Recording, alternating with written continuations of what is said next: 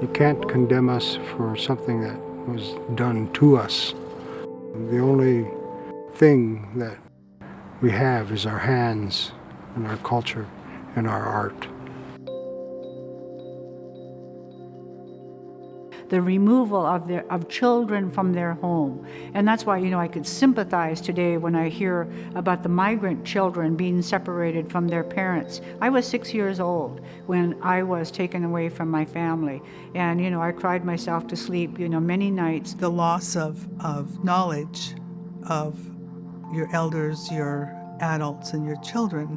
Our children are our future, our adults are our providers, and our elders keep our history. So when all those things are happening, when that many of the population dies, how do you survive that? Not only Alaska Natives, but Native Americans, have experienced trauma. And now we're using that word to really define what happened to us as a people, at the individual level, at the community level, at the tribal level. We may be quote unquote descendants of the original peoples of Alaska or of Washington State or wherever our ancestors originate. But we're still here, we're still creating work, we're still creating relevant and contemporary work. Why can't it just be that we are Indigenous people making our art?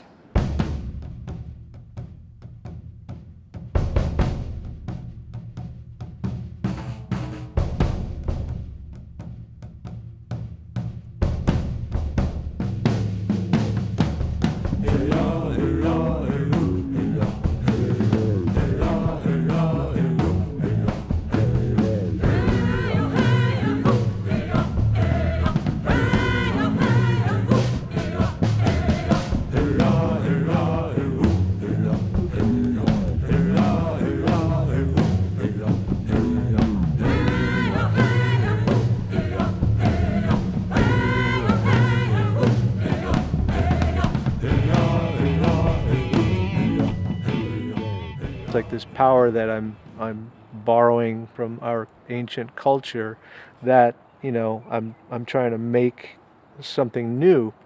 I consider it an honor to be, have this ancestry, this connection, and I work hard at it. It's something that is personally fulfilling. The biggest takeaway I have from seeing people interact with the art in the gallery is the awe that they feel when they encounter Preston's art for the first time, when they have seen images of it, but they've never seen it in person, and to see the way the glass glows, the way the space that the sculptures occupy and the power that they have.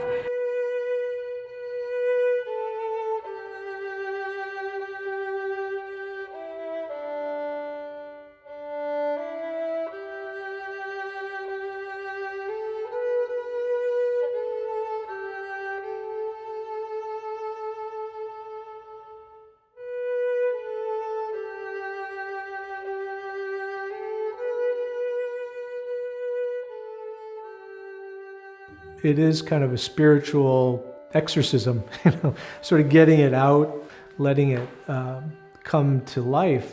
Sometimes I'll have like what I think is a brilliant idea, and I'll try to endeavor to make it look like this or that, and sometimes I get really surprised about what the result is.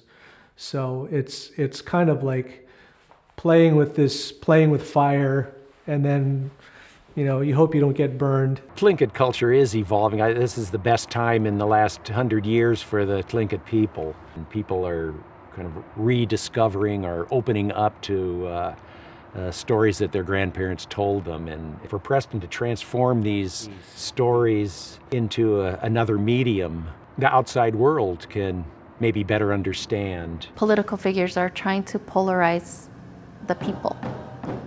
And one way that's happening is the subjugation of other people's stories. The more histories that we can share as artists, as storytellers, as curators, as academics, the more we can just remind each other of our own humanity. I've found a sense of purpose in what I do. Well, what do I want to do next?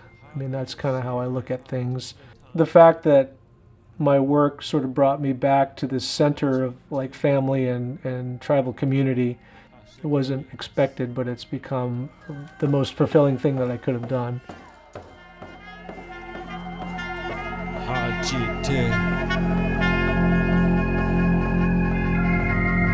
Ha-inch in